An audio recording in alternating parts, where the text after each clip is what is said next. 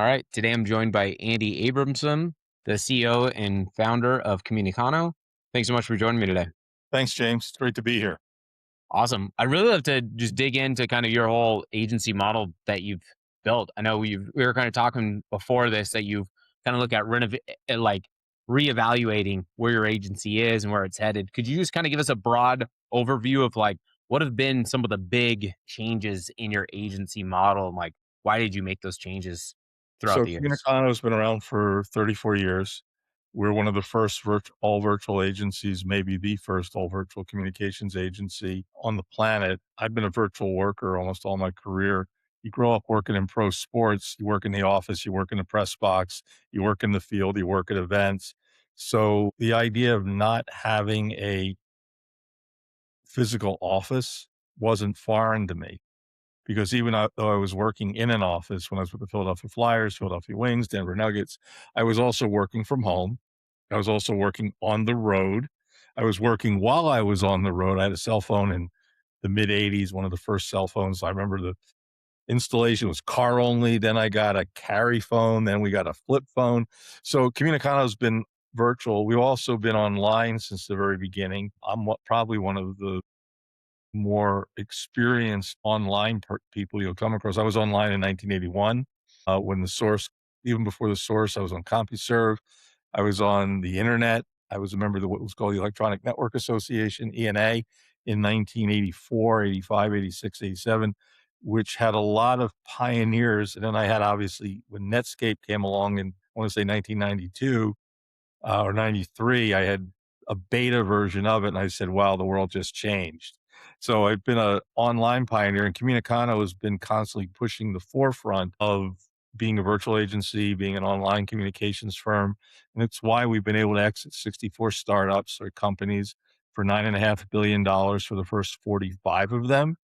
But I think more impressive than those two numbers is the fact that Google bought two, which is like Grand Central and Gips. That's if you've ever had a Google Voice number or if you've ever done a Google Meet call.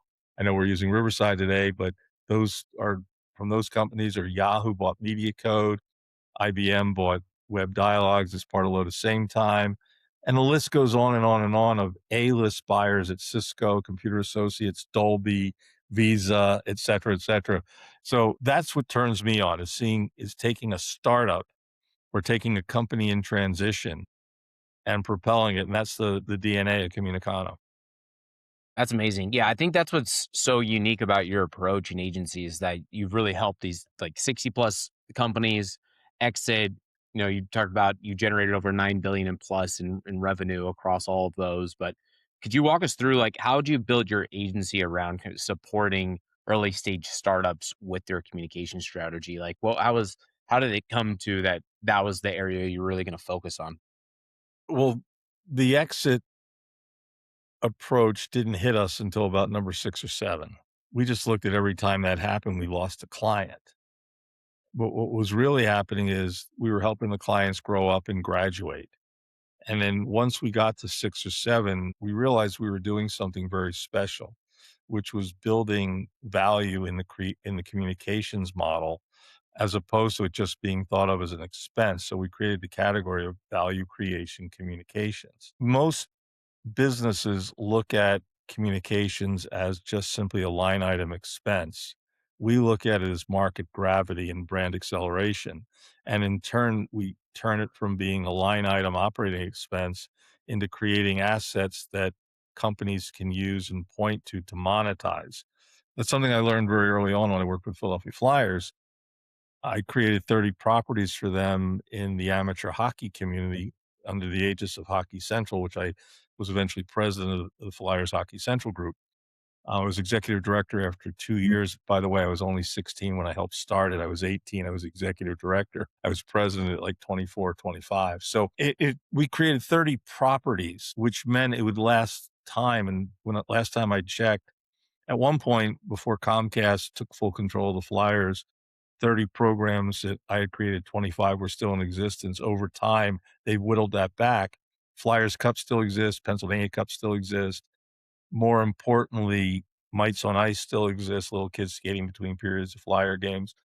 But then everything else, like the city of Philadelphia Learn to Play programs, that's moved over to a well funded charity called Snyder Hockey and Education, started by the late Flyers owner Ed Snyder, who endowed that for many, many, many millions of dollars to continue his legacy.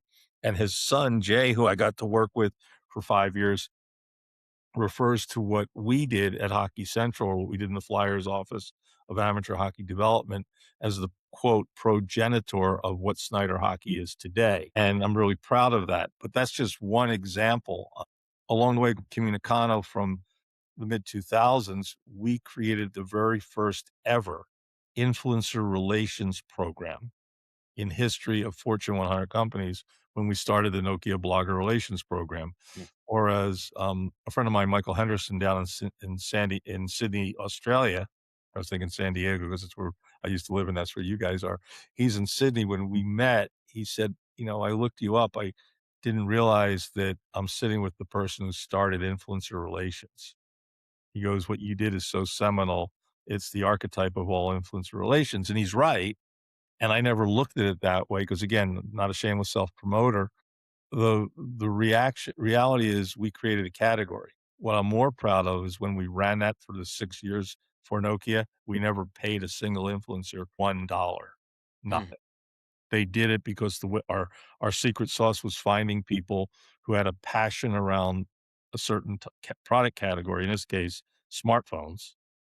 This is in the area of where you had a Palm Pilot, BlackBerry. You didn't have iPhones yet. That came 2 years later in 2007, but we created a community of some 75 influencers, of which every 3 months, 50 of them received a new smartphone, and that built the entire category. I laughed when Sprint tried to copy it, and we sent people a box. You opened the box, there was a handwritten note. There was a CD-ROM beneath that, then there was another box that you opened, and there was a phone inside. And inside the phone was everything you needed to know to get it online in English. What did Sprint do? They shoved the phone in a manila envelope with a note, and that was it. And then they asked for the phone back 15 to 30 days later. We let the bloggers keep the phone until they were done with it. And everybody said, well, it's easy to bribe a blogger with a $750 phone.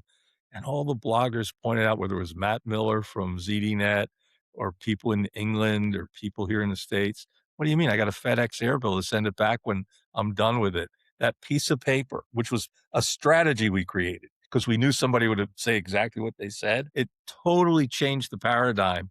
But the fact that we let them keep the device allowed them to write comparison blogs and do videos between the 90, the 93, the 95, the 80, the 83, the 85. But more importantly, when the competition started sending them devices, guess who those devices were compared to? The Nokia phones. So we create programs like that that bust the usual myths of how to get that was how to get a product review. Nokia's problem was they got no product reviews in North America. Completely changed it to the point where the Washington Post credited us with a major increase in sales for Nokia in North America. One CEO at a conference said, "I can't believe how many people I'm seeing using Nokia phones." I said, "You mean all the bloggers I have here?" He goes, "No, I figured those guys would. It's everybody else in the room who's using them now." He goes, "2 years ago, you never would have seen that." And that was about 2007, 2008. So we developed programs like that for clients, but that type of thinking we carried through all of our other clients, and that's what drove the acquisitions. that's amazing. And that's really defined. Like that was maybe my follow-up question. I think you answered it so well. Is like the value creation communication is you created value with the Nokia strategy because that ended up getting the press, that getting the publications through all the bloggers, and then that in turn then generated the revenue. So you can tie that all directly back to creating value, creating revenue, and We all that. created value in it also created value in Comunicano because we became known as the agency that can get things done, and I'll never forget one guy came up to me and says, "I wanna hire you guys." I said, "Why?" He goes, "I'm tired of reading about my competition all the time and not my company." Well, we couldn't work with him because he was a competitor to one of our Mm, clients at the time, one of our long-standing clients at that point for, like, 9 or 10 years. Truephone was we ran them up to be a multi-billion dollar investment through people like Roman Abramovich, who had to sell the company due to the Russian-Ukraine war. mm, But the long story short is we've worked with a lot of very interesting companies, and what we've always done is been at the forefront of what's next. We're not really the shop to come to if you're not changing the game, or you don't think you're changing the game, unless you're transitioning your business. So we're not the shop that we don't work middle management in large companies. We work dynamic managers and founders who wanna get their story out, and we know how to do that very well. amazing. Yeah, and I think the other thing that's so interesting, you've really found unique ways before everybody else caught on that PR strategy by using bloggers and the unboxing. It was really the unboxing method is what everybody calls that now. Very popular for e-com brands on Instagram to use micro influencers, send them a gift, which is their product with a note and whatnot. They open it up, they create content, and then that generates interest that also is turns into great content for ads that we use a lot of. But how have you looked at those different opportunities to find like what's the unique execution as either maybe technology or media changes? Like what's your approach to finding those unique strategies and opportunities?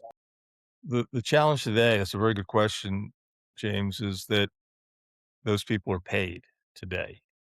The agency is paid and the bloggers, influencers are paid. And some report it as they were paid or they were supplied the product or they're getting a code that they can use and then they sell it Mm, through whatever the yeah, channels, whether it's affiliate Amazon. model. Yeah. But there is that moves the authenticity from what we had. Mm, As many people have written about that program, there was no requirement of what they had to do. They could have opted not to write about it. They could have opted not to cover it. More importantly, who did we have at the time? Om Malik, who ended up creating GigaOM and running that until 2013. Kevin Toffel and the late James Kendrick, who had JK on the Run, that GigaOM acquired on my suggestion, because I was an advisor to GigaOM in the from like 2007 until it wound down. We had Michael Arrington at a time where he was running TechCrunch before all of his public controversies. But I remember Michael when he started TechCrunch, going to his house in Woodside, California, sitting with him and making him aware of what we were doing with the Nokia program and others, and becoming someone who could get to him to get something in TechCrunch. So it opened a lot of doors. We also had Oliver Starr, who I think wrote the most heartwarming blog post ever about the program, where he said it's like Christmas 3 or 4 times a year. You 'Cause you're really getting a present and you don't have to do anything if you don't want to, but of course they did. So part of the dynamic nature of creating a program like that was thinking about the audience and thinking about the ultimate customer and building a program that had the the brand to the influencer and the influencer to their audience, as opposed to just doing a sampling program, as opposed to just doing a PR program. We always say Comunicano is not a public relations firm. I hated ever being called a PR guy from the time I was 16 years old, because Paul Schaefer was a reporter at the Today's Post, a suburban daily outside of Philadelphia, and he said, "PR people are lower than pond scum." And here I was, 16 years old, and I'm being called this really derogatory name. I said, "I'm not a PR person, I'm a communications officer." Okay, well, same difference. Well, Paul and I stayed friends through the years, and he left the journalism world and he became a sports information officer at Manhattan College in New York, which was great. Now he's in the PR business, and then he leaves that and he opens up a PR firm. And Ken Rakowski and I are doing the World Tech Roundup, and I become one of these large influencers before you were called an influencer, like 1999, 2000. And I get this response. I get we send out or media people are sending out a ton of pitch letters, right? And I get one and it's from Paul Schaefer. I write him back. I said, "Are you the same Paul Schaefer who used to work at Today's Post?" And he goes, "Yes, it's me." I go, my reply was simple. "Welcome to the pond, comma, Yeah. capital SCUM, Nice. exclamation point." Yeah. And he said, "Guilty as charged," or something, or touche or something like that. So I've always had this allergy to being a PR guy or a public relations firm. I did it at Upper Deck. By the time when I walked in, they had no press. When I walked out, we had 7 or 8 clip books a month going to the board members, each the size of the New York Yellow Pages, which meant it was 2 volumes each. We had 7 or 8 volumes that would be shipped out every month because we had turned on the PR machine. I had 7 firms working for me. I had 5 people, I think, working for me inside the company, and I was overseeing sports marketing and PR, and every deal I was creating, whether it was with the LA Kings or the New York Rangers, Philadelphia Flyers, with the arenas, with was the Upper Deck Cam, we built communication strategies into it and drove home the coverage. Most companies don't know how to do that. So, some people will lump it into PR. To me, it's communications, it's marketing, it's influencers, it's really, what I was doing at Upper Deck, and before that at Footcomb Belding, and before that with the Flyers. It's really integrated marketing. It's thinking more about the business opportunity. Some people call it 360, things like that. I laugh. We were doing integrated marketing in 1989 when I was with Impact in LA and living in Philadelphia and calling on accounts in New York and DC and Baltimore and Buffalo and Rochester and places like that. So really today's world, you have to be an integrated marketer and you have to understand what that is. Well, we were doing it when the book just came out in Yeah. 1989. Absolutely. That's what I hear. I've talked to a lot of different people and like everyone talks about like all these marketing disciplines and services are all merging together. Like content and PR and ads and organic, they're all kind of coming in together. And I really feel like that's what you've been doing from the beginning. Did you just look at it with a different types of lens you think than other people that really weren't thinking about how to integrate these all together? Because I think it makes so much sense just because from a audience perspective, a consumer perspective, is that it's all one communication out of the brand. So it doesn't matter where they're receiving the information, where the information is about, it all rallies back up to the brand. And so that consistent communication across all the different digital formats makes sense. So early on, I think working in sports and my first sports job in the PR department of the Philadelphia Wings in 74 and 75 exposed me to an awful lot more than just dealing with the media. And yes, I was dealing with the media. I was actually being asked questions in the press box. I'm 14 years old, remember, and I would tell them things, and they thought they were getting one over by talking to the kid. What they didn't realize is the kid was trained by one of the best PR mentors ever in the city of Philadelphia, Cy Roseman, who trained me, drove me home. I was 14. You don't drive at 14, and your mom and dad can't pick you up at all hours of the day and night. And Cy taught me how to frame a story, taught me how to write a press news release, taught me how to write, taught me how to spot errors, grammar. I still honor him to this day, even though he's passed away over 20 years ago. Well, the reality is that I was able to frame a story. But when you're doing sports, you're not just doing PR or advertising or events or direct marketing or customer service. You're doing all of it together. And then when I went to the Flyers, when we started what we started as the first ever fan development organization in the history of pro sports. And that's a big statement. You have to just think about that. The first ever fan development organization in history of pro sports. While we were in theory a media dissemination organization, putting information out about high school hockey, youth hockey. We were really a catalyst organization to bring the youth hockey community together to get more people playing because the public stated goal was to promote, stimulate, and develop interest in the sport of youth hockey.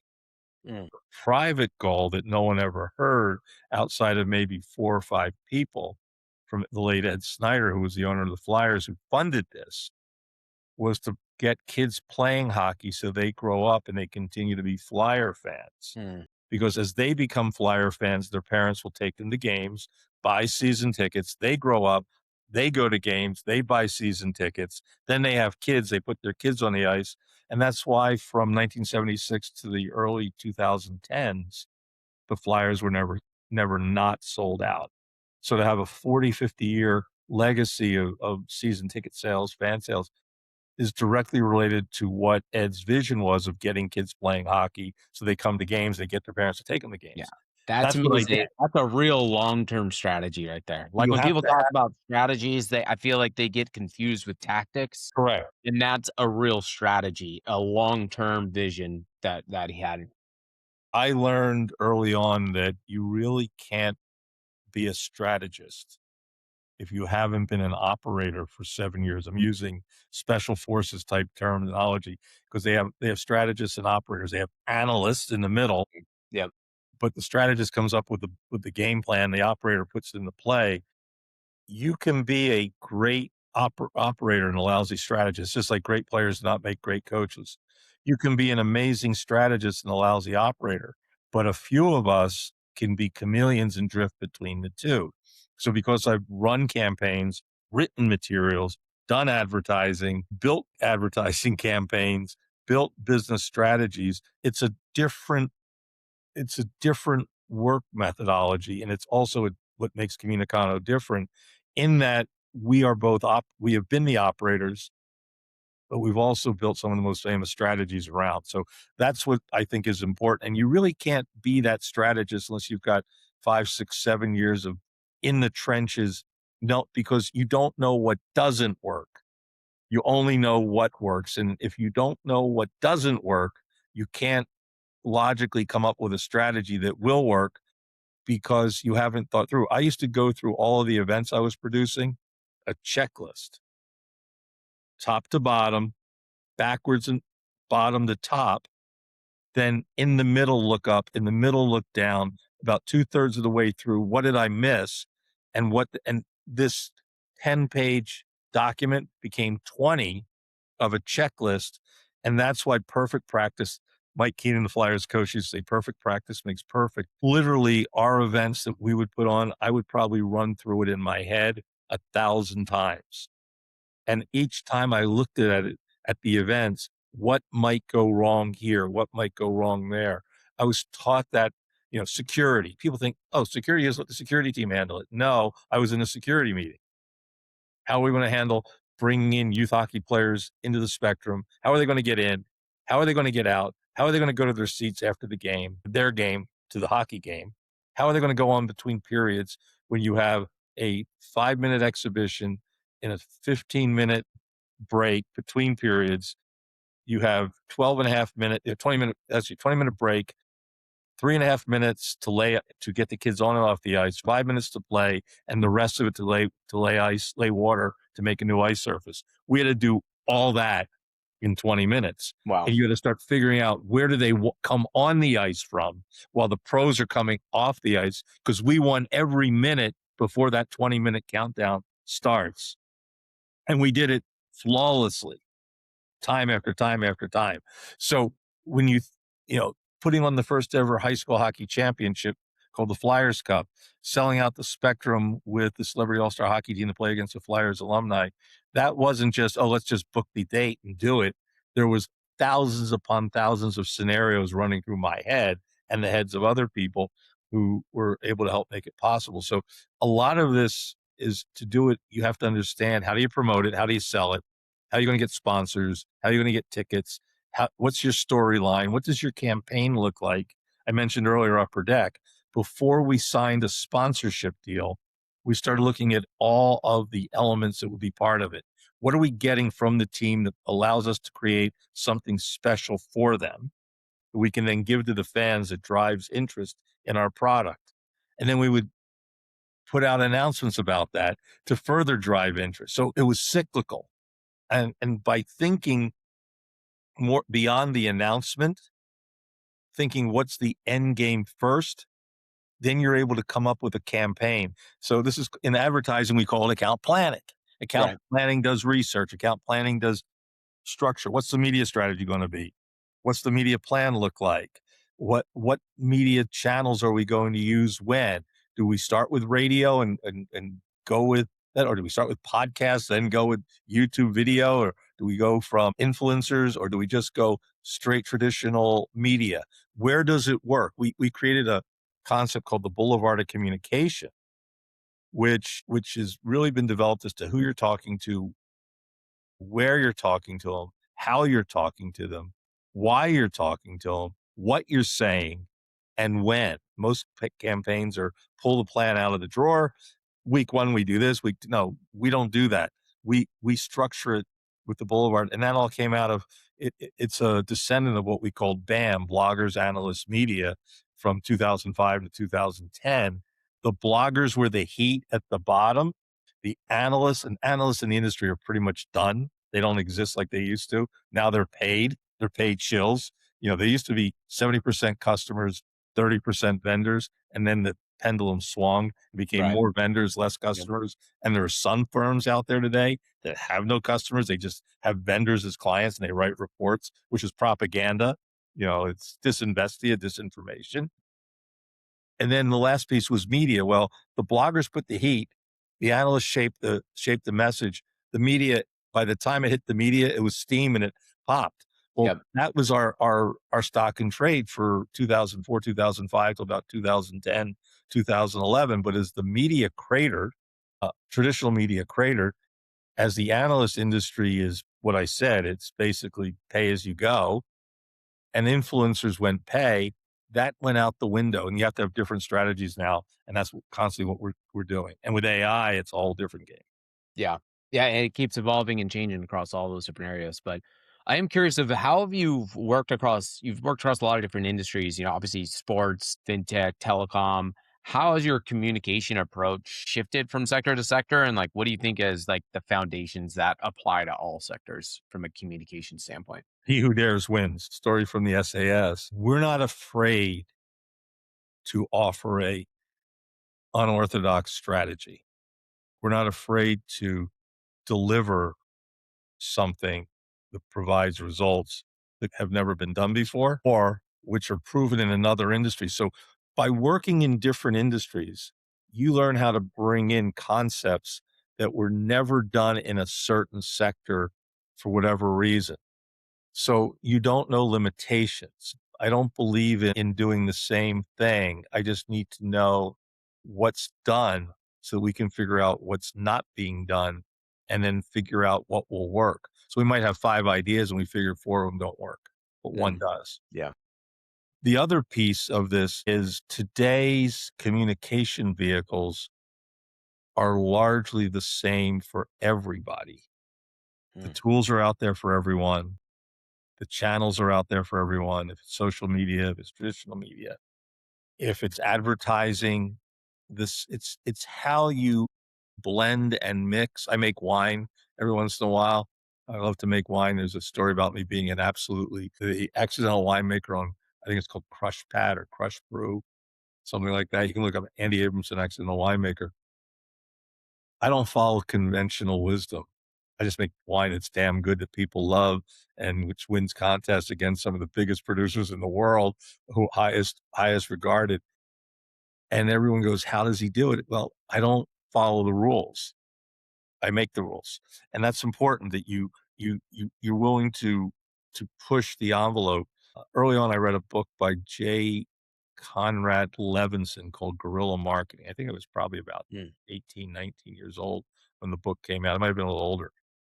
And I always realize that when you're working for a sports team, you don't have big budgets. So you have to think like a gorilla. You got mm, to do things. I found people who could work for less, like in a sense of vet suppliers, printers, banner makers, trophy makers, found ways to innovate as to how to get work done for less, like making heavy use of preseason tickets that nobody was paying for, but they had value and made friends and got notoriety. Learned how to do promotions to cause attention. So sometimes you have to do things that cause people to stand up and get noticed and do it tastefully and do it with character and do it with conviction. But you can't do any of that unless you go through the process that we start every single client with, which is called the architecture of identity. That's your story. That's your brand narrative. Until you go through architecture of identity with Comunicano, we don't touch you. We won't do anything with you because that's the rock, that's the foundation. And from that comes your story, your tone of voice, and your value proposition.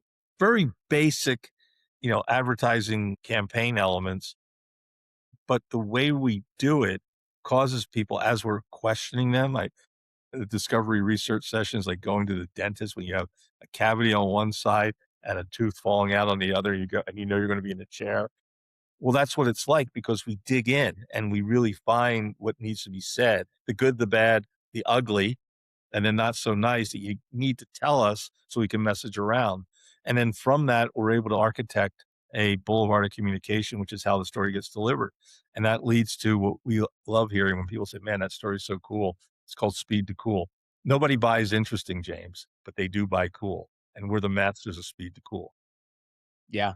Yeah, I think that really what creates a lot of connection and authenticity is like, can you be cool to your audience and whatnot? But what I find really interesting, I think, is a consistent thread is that a lot of brands try to just stay within what's my industry doing compared to industry benchmarks. We see this a lot in the paid ad spaces. We're just comparing to what are my competitors doing? What's my industry doing? And I think what you said that's really interesting is that, by working across all those different industries, you see what may work in one area that you can apply to another one. And I think that's kind of the unique value that agencies provide to brands. Because I They think do. there's always this pendulum balance of like some brands, do they decide to bring things in house, marketing services in house, or do they leverage an outside agency as a service to execute? And I think that's the unique value that agencies really can provide is that brands can get trapped in a bubble of their industry and not think outside the box and not come up with a cool idea that really resonates with their audience.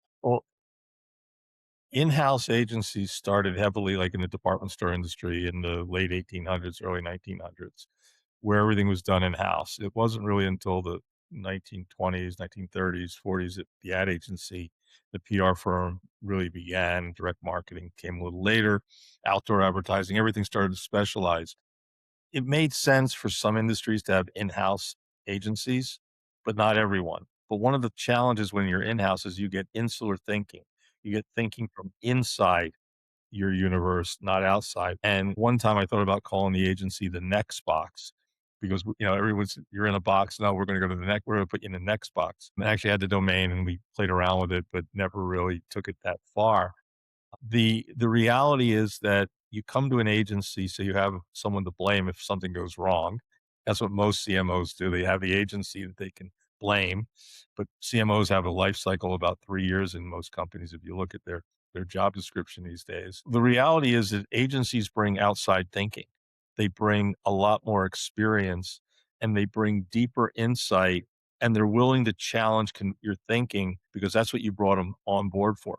If you want a yes man firm, there's plenty of them. As a matter of fact, most of your top 10 or top 20 agencies that pride themselves on their award winning work are really good at yes, ma'am. Yes, sir. Of course, sir. They're just better at doing that. We're good at that too, but I'd rather be the guy who challenges your thinking and then makes you look good because did something that you never did before, and now you have something to stand on that really makes you stand out. That's the stock and trade of our agency. We don't do the same work that the other guys do. Years ago, there was a disc jockey in Philadelphia at WMR Radio named Pierre Robert. He passed away about a year or so ago. Pete Roberts was his real name, but Pierre Robert sounded better. And he used to introduce songs by the Grateful Dead this way, and I've never forgotten it. They're not the best at what they do. They're the only ones who do what they do. And I hijacked that line and said, Comunicano's not the best at what we do. We're just the only ones who do what we do, which puts us in our own category. We're not a PR firm. We're not an ad agency. We're a value creation company. And what that means is if you want to sell your business or you want to grow your business or you want to have a larger ecosystem and be competent, you come to us to reach those audiences. And then we integrate the three audiences together to create market gravity. Now, when I say market gravity, we market gravity, pulling it Right. through, making it land, making sure that it doesn't get dislodged. But market gravity is a force in an industry the same way value creation is, the same way brand acceleration is. When you put all that together, you get story flow. And when your story starts flowing, the customers come your way, the ecosystem partners want to work with you, they want to send more business your way. They're not sales, they're pipelines to get sales, like what you do in Right. working with companies like Yep. us. And then lastly, the investors or acquirers come to you because you've got heat. I've grown up watching pro wrestling since I was 5. I was friends with the late Terry Funk. Hillbilly Jim used to be on our celebrity hockey team bench, as was Terry, as was beautiful Bruce Swayze, as was the late Professor Toru Tanaka. And Charlie Tanaka would come on trips. He's a big barrel chested Hawaiian guy, but he was one of the tag team champs in the WWF with Mr. Fuji. And everyone thought he was Japanese, but he's really Hawaiian. And he go, us island boys, Andy, we can't drink, you know, but give him a couple beers and he would start telling stories. He and Terry Funk talked to me all about heat. They would say he's got fan heat. That means they're going, or they've got heat in the locker room, which meant there was a lot of tension around them. But sometimes heat's good, sometimes heat's bad. But I've learned that brands need heat. But I've never forgotten where the first time I heard that term was in the late 80s with Professor Tanaka. You can watch Running Man. Jimmy Martin, who played golf for us, was his stunt double. And that's how we got to know Professor Tanaka. And he was great to bring on trips. People loved him, especially little kids, because they recognized him. And wrestling's the longest running soap opera.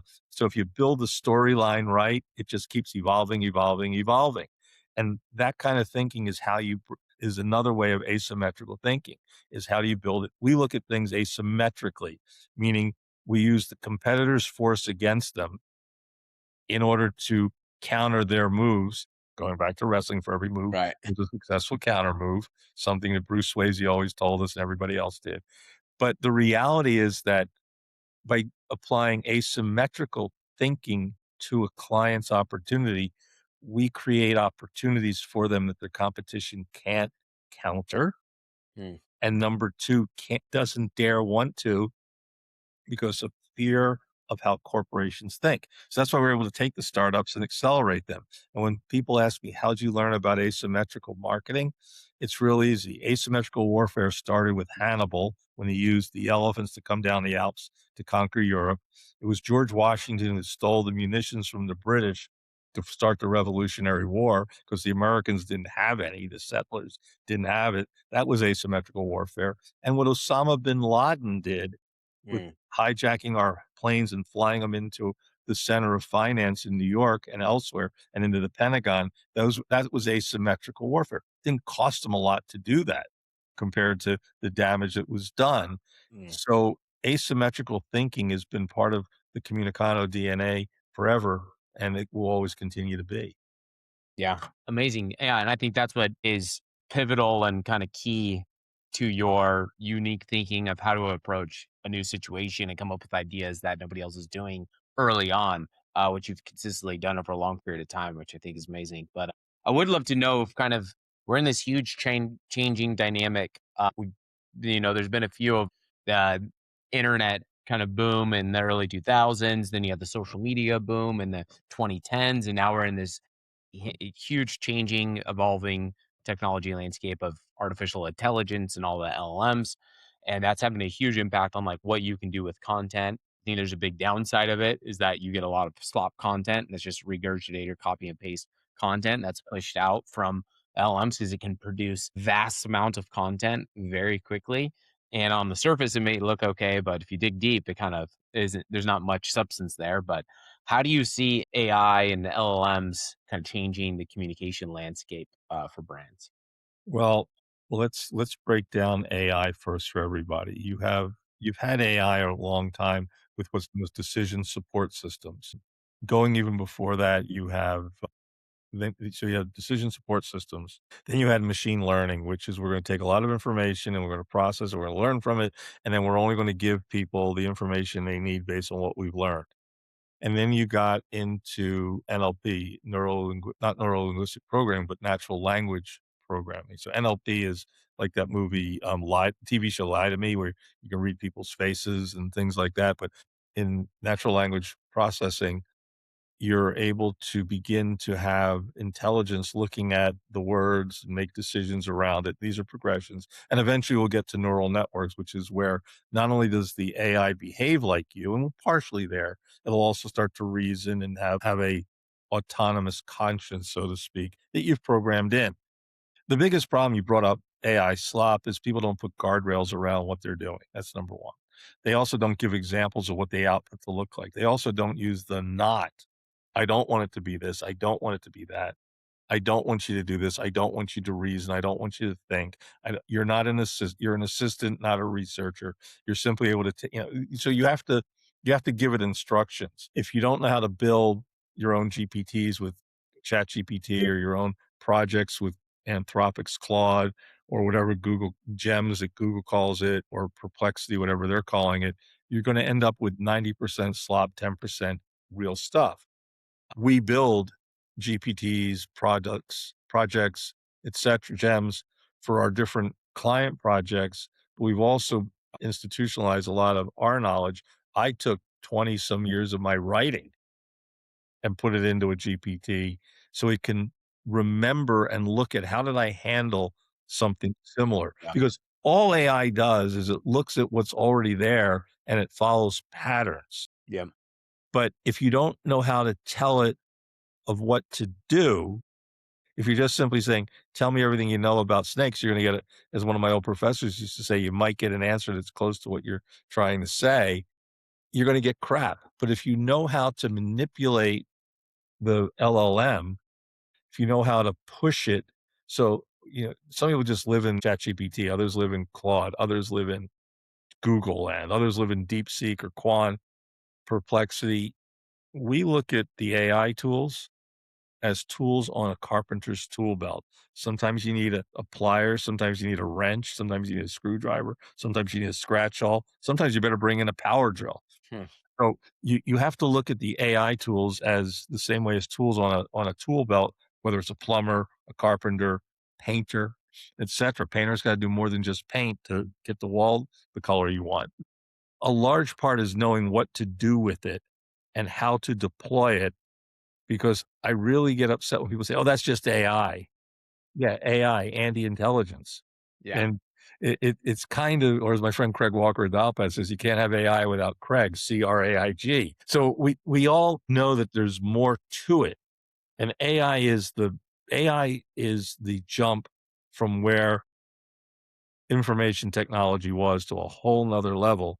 In 2023, when ChatGPT formally launched from OpenAI, 2 or 3 days later, and you can look this up on andyabramson.com, I said, "This is AI's Netscape moment." Now, you have to have been around in 1993 to have remembered the debut of Netscape, but you also would have to have been online before, because when Netscape came out, it was a wet dream compared to AOL, which everybody was using. And it was mind-blowingly better than Archie or Jughead or any of the internet tools that we had to be on the internet versus AOL or CompuServe or Genie, and I was on all of them since the dawn of time.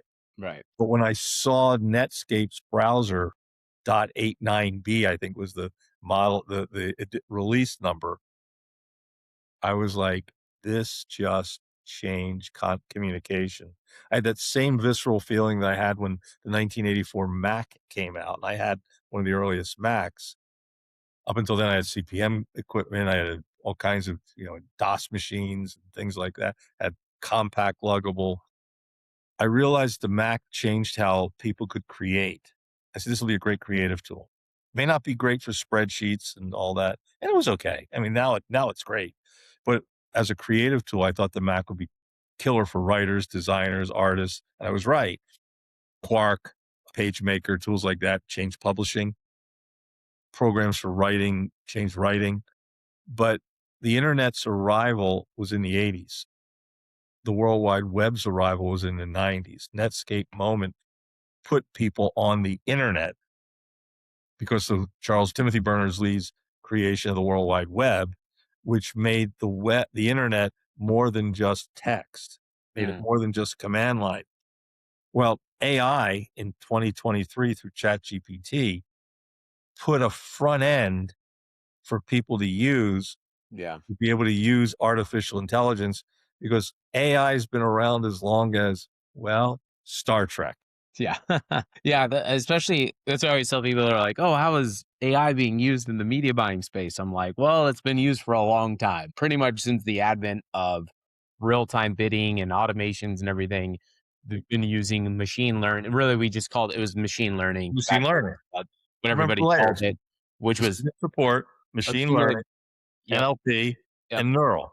yeah, What we've got now is more natural language work. Generative AI and conversational AI is largely natural language. But at the end of the day, it's still the command line. yep, and it still really comes back to, like, what you said, it's pattern recognition, to produce an outcome, and now it's just based all around the content, which we didn't have that before, we didn't have the interface that you said, ChatGPT, but I'm curious, you said ChatGPT is the Napster, who do you think is gonna be the Google No, ChatGPT is Netscape. or Netscape?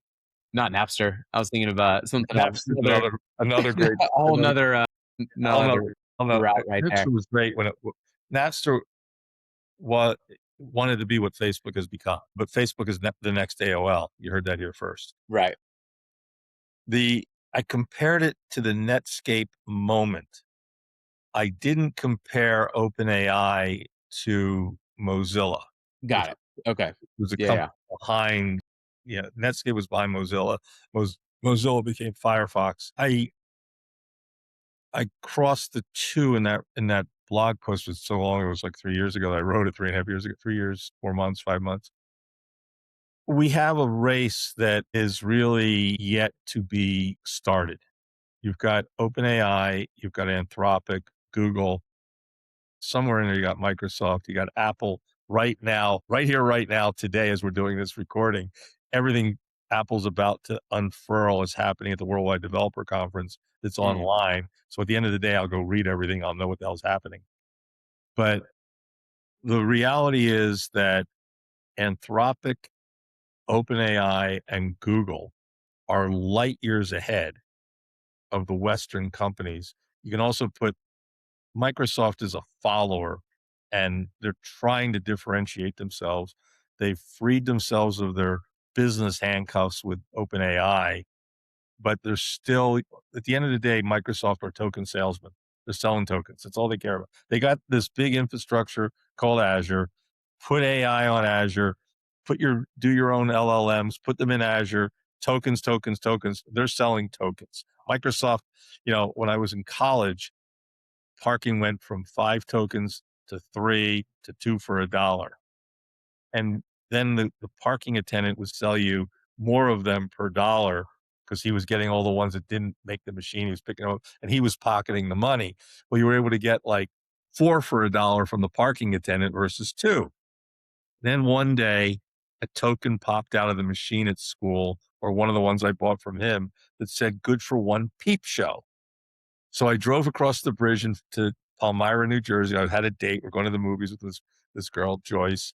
And as we pulled into the parking lot of the peep show place, she says, "What are you doing? I'm not going to watch movies here." I said, "No, no, no, no, no. We're going over to the theater at Cherry Hill or Maple Shade. I have to go in and make a purchase." She goes, "What are you buying?" I said, "Tokens." She goes, "Why?" I'll explain. Went in. Well, I got 10 for $1. And then for $5, you got 100 tokens versus 50. Well, it didn't take long to do the math that I could have parking for $10 or $5, whatever the amount was, for the whole semester. I didn't have to buy them from the machine.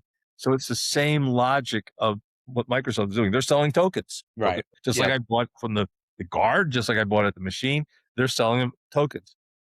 You've got Right now, you've got Anthropic offering higher volume of usage through July 5th for cowork.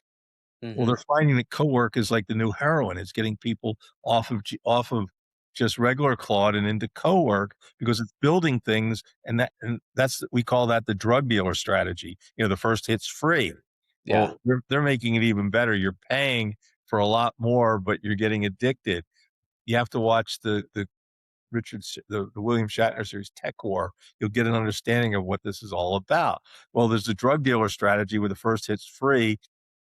In business, you can't say we're using a drug dealer strategy, so it's called the razor blade strategy. Mm, We give you the razor, let you buy the blades. Well, that's what's going on with Anthropic right now. They're doing the drug dealer strategy, while Microsoft is doing the token strategy, mm, while OpenAI is doing something else and Google's doing something else. What Google's doing, and the reason I'm very bullish on Google with Gemini, is how they've woven so much of what they're doing from their learning into their Google software stack, whether it's for analytics for Google Ads, like which you guys have to live inside Google all day long for analytics because your customers want it.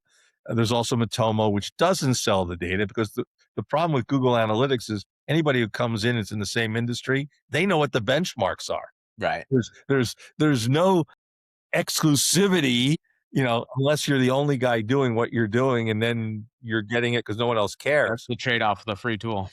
Well, the the first hit's free and no such Yeah. thing as a free lunch, Yep. well, when I break it all down, I like what Google's doing, James, because if I'm doing something in Docs or I'm doing something in Sheets or Slides or Tasks, day by day, it's starting to get better, and I'm not having to use an MCP server with Claude or OpenAI or ChatGPT. It's not leaving, and I'm not training their AI engines. It's kinda like when I'm a founding shareholder of Dialpad, and I'm very proud of that. My friend Craig Walker, who did Grand Central, Google Voice, started Dialpad, and we've worked with them 3 or 4 times since the launch of Uber Conference, going way back to that, which is now Dialpad Meetings. And one of the decisions Craig made, and rightfully so, in 2019 with their AI stack, which was based upon Talk IQ, which they acquired in 2018 or 19. I remember talking about it with him in 2017. I just wrote a comment about that.